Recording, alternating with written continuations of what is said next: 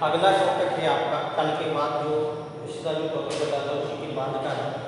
कोलाइडी state चल रही थी, कोलाइडी प्रावस्था क्या है, इसमें कुछ चीज़ें आप लोगों को बता दी गई हैं। अब जो आगे आता है वर्गीकरण कोलाइडी का, किसके आधार पर वर्गीकरण किया गया है, ठीक है।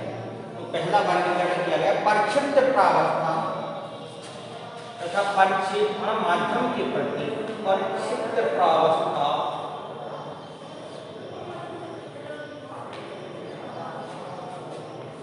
तथा परिक्षेपण माध्यम के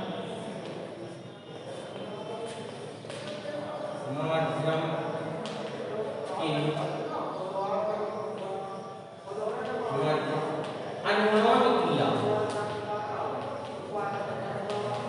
क्रिया की प्रकृति के आधार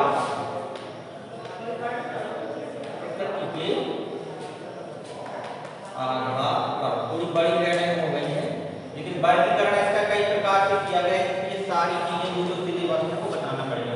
पहला क्या है, परिक्षिप्त प्रावस्था तथा परिक्षेपण माध्यम के मध्य अन्योन्य क्रिया के आधार पर कोलाइडों का वर्गीकरण। दो परिक्षिप्त प्रावस्था और परिक्षेपण माध्यम के बीच अन्योन्य क्रिया होती, उसके आधार पर किस प्रकार से कोलाइडों को वर्गीकृत किया गया है या कितने प्रकार से कोलाइडों को बांटा गया है, ये हम लोगों को पढ़ना है। तो इसके आधार पर जो कोलाइडों का वर्गीकरण किया गया है, जब द्रव परिक्षेपण माध्यम होता है तो उस स्थिति में हम कोलाइडों को दो प्रकार से वर्गीकृत कर सकते हैं या दो प्रकार से वर्गीकृत किया गया है। पहला जो आपका आता है द्रव स्नेही कोलाइड, द्रव स्नेही कोलाइड, और दूसरा है द्रव विरोधी कोलाइड, द्रव विरोधी कोलाइड।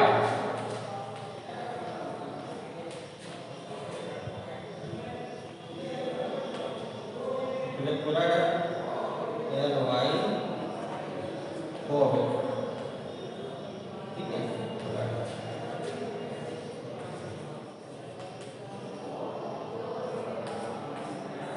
पहला कौन सा आपका द्रव स्नेही और दूसरा है द्रव विरोधी कोलाइड। देखिए द्रव स्नेही कोलाइड क्या है, ये नाम से प्रतीत हो रहा है आप लोगों को, जैसा नाम इसका वैसा काम, वैसे ही इसके गुण।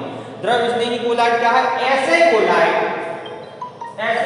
जिनमें क्या होता है जल के संपर्क में आकर या द्रव के संपर्क में, जो द्रव क्या है यहाँ द्रव के रूप में क्या है जल, ऐसे कोलाइड जो द्रव के संपर्क में आकर आसानी से कोलाइडी विलयन बना लेते हैं या जल के संपर्क में आकर आसानी से कोलाइडी विलयन में परिवर्तित हो जाते हैं, द्रव स्नेही कोलाइड क्या होते हैं, कहलाते हैं।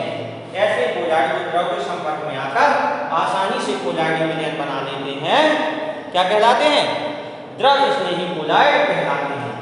इन कोलाइडों के मध्य या इन कोलाइडों के कणों और द्रव के अणुओं के मध्य प्रबल आकर्षण बल होता है। एक चीज और आप लोगों को याद रखना है कि इन कोलाइडों के कणों के मध्य और द्रव के कणों के मध्य प्रबल आकर्षण बल होता है, मतलब इनके अणु आपस में प्रबल आकर्षण बल के द्वारा क्या होते हैं, संगुणित रहते हैं। क्लियर हो गया। द्रव स्नेही कोलाइड क्या है या डाइइलेक्ट्रिक कोलाइड क्या है, एक बार फिर से समझ लीजिए। ऐसे कोलाइड जो द्रव के संपर्क में या जल के संपर्क में आकर आसानी से कोलाइडी विलयन बना देते हैं, द्रव स्नेही कोलाइड कहलाते हैं।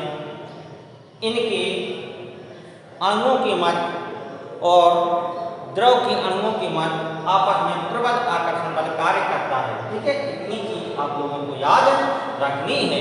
तो द्रव स्नेही कोलाइड मेरे हिसाब से आप लोगों का क्लियर हो गया होगा। अब आता है इसके लक्षण, इसके द्रव स्नेही कोलाइडों के लक्षण। द्रव स्नेही कोलाइडों के लक्षण कौन कौन से, लक्षण भी दो तीन लक्षण इसके, वो भी आप लोगों को याद रखना है। जो पहला जो लक्षण है, पहला लक्षण आप लोगों का सबसे इम्पोर्टेंट लक्षण है जी, आप लोगों को क्या करना है, याद रखना है। याद तो सभी रखने हैं। पहला लक्षण है आपका, उनके जो कोलाइडी आपके विलयन होते हैं विद्युत अपघट्ट की थोड़ी सी मात्रा या थोड़ी मात्रा में क्या होते हैं, अवक्षोभित नहीं होते हैं, थोड़ी सी मात्रा से अवक्षोभित नहीं होते हैं। पहला लक्षण क्या है, इनके कोलाइडी विलयन विद्युत अपघट्ट की थोड़ी मात्रा से क्या होते हैं, अवक्षेपित नहीं होते हैं। लिख दूं क्या,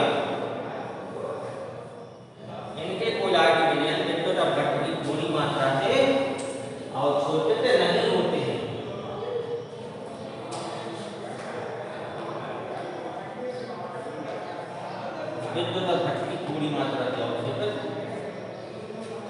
अपघट्य की थोड़ी मात्रा से अवक्षेपित नहीं होती है, नहीं होते। ठीक है। दूसरा क्या है, जो द्रव स्नेही कोलाइड होते हैं, जब इनकी कोलाइड से हम क्या करते हैं, द्रव को या विलायक को, जो विलायक का काम करता है उसको जब हम वाष्पित कर देते हैं तो जो बचा हुआ पदार्थ रहता है, बचा हुआ पदार्थ जो बचता है उसमें अगर हम पुनः द्रव मिला देते हैं तो वो फिर से कोलाइड के रूप में बन जाता है, या पुनः वो द्रव स्नेही कोलाइड बन जाता है। समझे बात को नहीं? जैसे कोई भी कोलाइड है आपका, ठीक है, मान लीजिए कोलाइड है, ठीक है, इसमें से हमने क्या किया, द्रव को क्या किया, हमने वाष्पित कर दिया, वाष्पीकरण द्वारा ये पूरा द्रव आपका क्या होगा, निकल गया। तो जो लास्ट में जो पदार्थ बनता है इसमें अगर हम फिर से जल मिला दें, ठीक है, जो भी पदार्थ बचा लास्ट में, जब द्रव निकल जाएगा तो क्या पदार्थ बचेगा, उसमें अगर हम फिर से जल मिला दें तो पुनः यार क्या है, द्रव स्नेही कोलाइड फिर से बन जाता है। अतः इससे क्या निष्कर्ष निकलता है कि अतः इस प्रकार के कोलाइड क्या होते हैं, उत्क्रमणीय कोलाइड होते हैं। जैसे उत्क्रमणीय अभिक्रिया होती ना, अभिकारक उत्पाद बनाते और उत्पाद फिर से अभिकारक बना देते, तो उसी प्रकार से इस प्रकार के कोलाइड क्या होते हैं, उत्क्रमणीय कोलाइड होते हैं। क्लियर, समझ गए? दूसरा क्या हो गया आपका, इस प्रकार के कोलाइड क्या होते हैं, उत्क्रमणीय कोलाइड होते हैं। तीसरा लक्षण भी आपको समझ लीजिए, तीसरा क्या है, तीसरा है अगर इसमें जो आपका विलायक है, विलायक जिसमें कोलाइड बना है, विलायक अगर जल है, विलायक यानी क्या है, जल, जल है, तो इनको हम क्या बोलते हैं, जल स्नेही कोलाइड बोलते हैं। तो इनको जल स्नेही कोलाइड कहा जा सकता है, जल स्नेही कोलाइड भी कहा जा सकता है। क्लियर हो गया? तीन पॉइंट है, तीनों याद रखना है। पहला कौन सा, विद्युत अपघटनों की थोड़ी मात्रा से क्या हो जाते हैं, अपघटित या अवशोषित नहीं होते हैं। विलायक क्या है, अगर जल है, तीसरा पॉइंट है, चलो तीसरा समझिए, विलायक यदि जल है तो इनको जल स्नेही कोलाइड भी कहा जा सकता है। और जो मैंने दूसरा पॉइंट बताया था वो भी समझ लीजिए, यदि इनका जो जल है या इनमें विलायक का काम कर रहा है जिसमें घुल करके ये बनाए गए हैं, उसको यदि हम क्या कर दें, वाष्पित कर दें, वाष्पीकरण द्वारा उसका क्या है, वाष्पन हो जाए, तो जो बचा हुआ पदार्थ होता है उसमें फिर से जल मिला दिया जाए तो पुनः वह उसी कोलाइड में परिवर्तित क्या होता है, हो जाते हैं। क्लियर हो गया? तीनों पॉइंट क्लियर हो गए। अतः इनको क्या बोलते हैं, उत्क्रमणीय कोलाइड भी कहते हैं। कभी कभी क्वेश्चन आ जाता है 1 नंबर में, उत्क्रमणीय कोलाइड कौन है, 4 ऑप्शन दिए रहेंगे, जल विरोधी कोलाइड, जल स्नेही कोलाइड, दोनों, इनमें से कोई नहीं। अब अगर आप लोगों को मालूम होगा कि उत्क्रमणीय कोलाइड कौन है तो आप लोग कर सकते हो, नहीं मालूम होगा तो नहीं कर पाओगे। क्लियर है कि नहीं? क्लियर ना होगा तो आगे इसके बाद बताया जाएगा। दूसरा आता है आप लोगों का कौन सा, जल स्नेही के बाद आता है जल विरोधी कोलाइड। ठीक है, अगला जो आपका है जल विरोधी कोलाइड।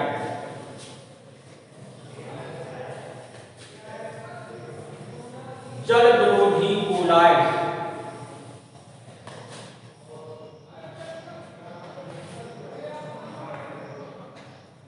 द्रव विरोधी, द्रव विरोधी की बात है, द्रव विरोधी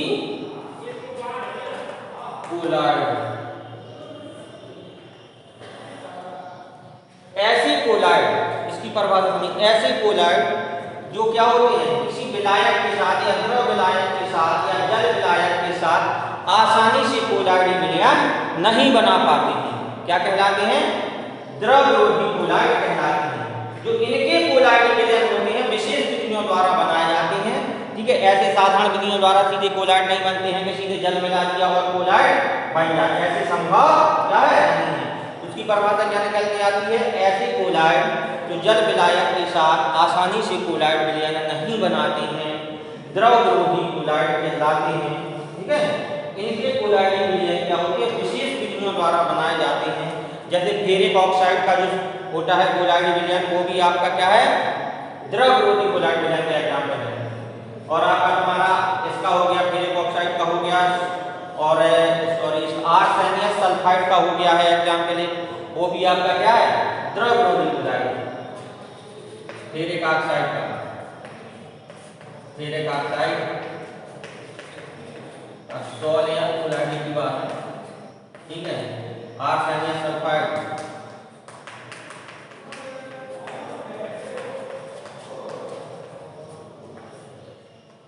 ठीक है।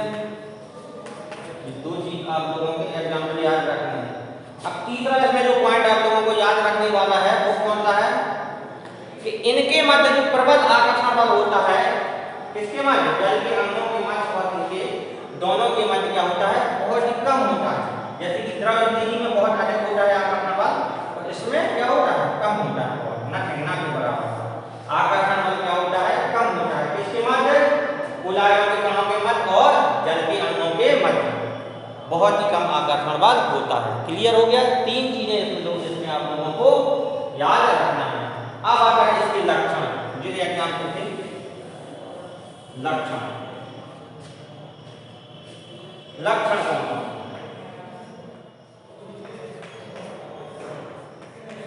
पहला लक्षण यहाँ पर विद्युत अपघट्य की थोड़ी सी मात्रा में लाने पर क्या होते हैं, अवक्षेपित हो जाते हैं। विद्युत अपघट्य की, विद्युत अपघट्य की थोड़ी सी मात्रा मिलाने पर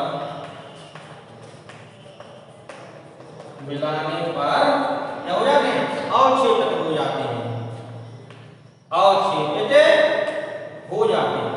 क्लियर हो गया। दूसरा क्या है, अगर इनके कोलाइडिंग विलयनों में से द्रव को वाष्पित कर दिया जाए, ध्यान से समझना, अगर इनके कोलाइडिंग विलयनों में से द्रव को वाष्पित कर दिया जाए तो क्या होता है, जो पदार्थ बनता है उसमें पुनः द्रव मिला करके इनके कोलाइडिंग विलयन प्राप्त नहीं किए जा सकते। ठीक है, इनके कोलाइडिंग विलयन पुनः फिर से प्राप्त नहीं किए जा सकते। अगर द्रव वाष्पित हो गया तो हो गया, फिर दोबारा से अगर आप लोग सभी को मिला करके फिर से प्राप्त कर ले तो वो संभव नहीं है। अतः ये कैसे होते हैं, अनुत्क्रमणीय कोलाइडों के नाम से जाने जाते हैं। दूसरा क्या है, अतः इनको अनुत्क्रमणीय कोलाइडों के नाम से जाना जाता है। अनुत्क्रमणीय कोलाइड कहते हैं या नाम से जाना जाता है। क्यों कहते हैं ये मैंने आप लोगों को बता दिया है, ज्यादा डिटेल में नहीं जाना, पूरी 3-4 लाइन लिखेंगे, इसमें टाइम लगता है काफी। ठीक है, अनुत्क्रमणीय कोलाइड का नाम क्यों जाना जाता है, क्योंकि इनको पुनः प्राप्त नहीं किया जा सकता। द्रवों को वाष्पित कर दिया जाए, जो पदार्थ बना उसमें अगर पुनः अपन लोग द्रव मिलाएंगे या जल मिलाएंगे तो फिर से ये प्राप्त नहीं किए जा सकते। क्लियर हो गया। तीसरा क्या है, अगर क्या है विलायक के जिसमें जल है तो इनको क्या कहा जाएगा, जल विरोधी कोलाइड कहा जाएगा। यदि विलायक क्या है, विलायक क्या है, जल है, तो यह क्या कहलाएगा, जल विरोधी के नाम से जाना जाएगा। तो यह जल विरोधी कोलाइड कहलाते हैं, कोलाइड कहलाते हैं। क्लियर हो गया। तीनों पॉइंट आप लोगों को समझ में आ गए होंगे। पहला क्या, विद्युत अपघट्य की थोड़ी मात्रा में लाने पर क्या हो जाते हैं, अवक्षेपित हो जाते हैं। दूसरा है अनुत्क्रमणीय कोलाइड कहते हैं, क्यों कहते हैं ये मैं बता चुका हूं। और तीसरा क्या है, यदि विलायक जल है तो यह है जल विरोधी कोलाइड कहलाते हैं। क्लियर हो गया तीनों चीजें, तीनों चीजें क्लियर हो जानी चाहिए, क्योंकि इसमें कुछ ज्यादा ऐसा कठिन नहीं है। थ्योरेटिकल पोर्शन है तुम्हारा ये, अभी थ्योरी चल रही है, इसके पहले बार में डेरिवेशन की सारी चीजें हैं। ठीक है, आप लोग कोलाइड का वर्गीकरण किया था मैंने, अब एक दूसरे प्रकार से कोलाइड का मतलब वर्गीकरण करते हैं वो भी आप लोगों को बता दे रहा हूं मैं। जो अगला वर्गीकरण परिक्षिप्त प्रावस्था के आधार पर वर्गीकरण है आप लोगों का, वो भी आप लोग ध्यान दे लीजिए कैसा है वर्गीकरण। तो अगला आपका वर्गीकरण क्या, परिक्षिप्त प्रावस्था के कणों के आकार के आधार पर। ठीक है, परिक्षिप्त प्रावस्था के कणों के आकार के आधार पर वर्गीकरण। परिक्षिप्त प्रावस्था की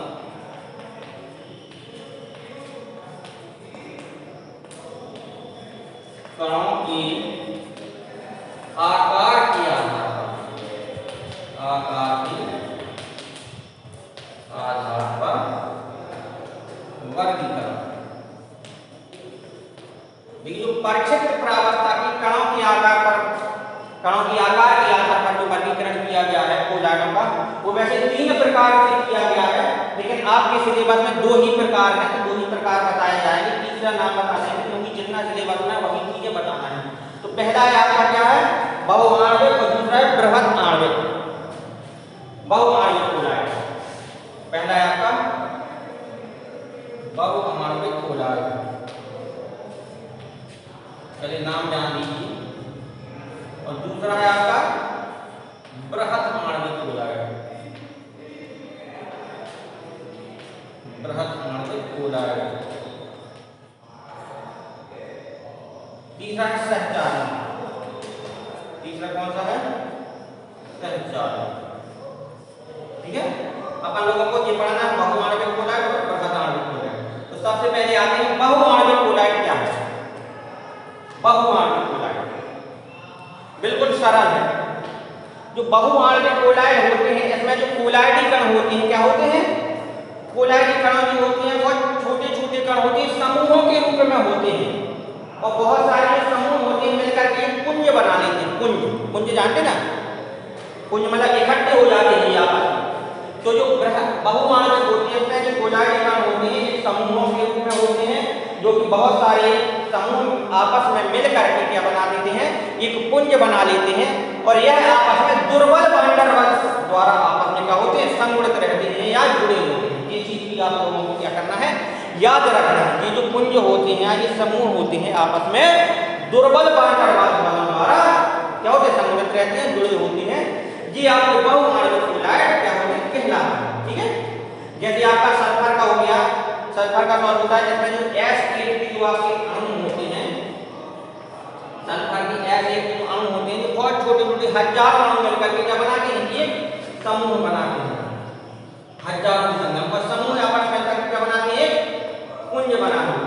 ठीक है, इसी तरीके से हमारा सल्फर का गोल्ड साल भी हो गया, हमारा गोल्ड साल भी है एग्जांपल। ठीक है, और भी मेरे का ऑक्साइड भी है, ये सारे एग्जाम्पल ठीक है किसके हैं, बहुआण्विक। बहुआण्विक मेरे ख्याल से अब आप लोगों को समझ में आ गया होगा बहुआण्विक क्या है। अब आता है आपका बृहद आणविक।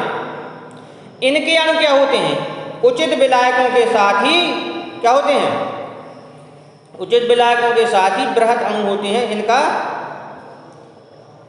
उचित विलायकों के साथ ही आपस में क्या कर लेते हैं, विलयन बनाते हैं, बृहद आणविक कोलाइड कहलाते हैं। ये आपके कुछ प्राकृतिक भी होते हैं और दूसरे क्या होते हैं, मानव निर्मित भी होते हैं।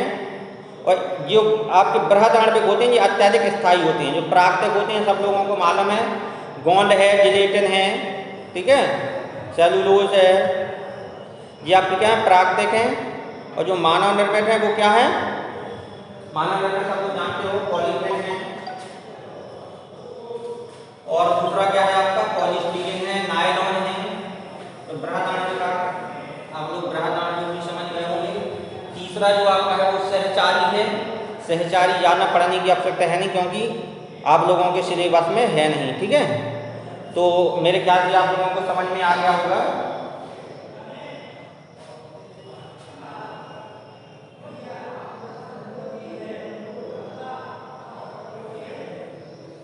ठीक है, आज के लिए इतना ही पर्याप्त है, और इसके बाद आगे आप लोगों का जो रह गया है, इसके 2-3 चीज़ें और बची हैं, वो एग्जाम में हमेशा आती हैं, वो बता दी जाएंगी। कल संभवतः वो बता दिया जाएगा। आपका कोलाइडी विलयन के जो गुण है, आपका टिंडल प्रभाव वगैरह है, ब्राउनी गति है, ये सारी चीज़ें आप लोगों को कल बता दी जाएंगी, क्योंकि इससे क्वेश्चन हमेशा से आते रहे हैं और आते भी हैं, इसलिए आप लोग पढ़ते जाइए, ज़्यादा कुछ इसमें ऐसे नहीं गया। ठीक है, धन्यवाद।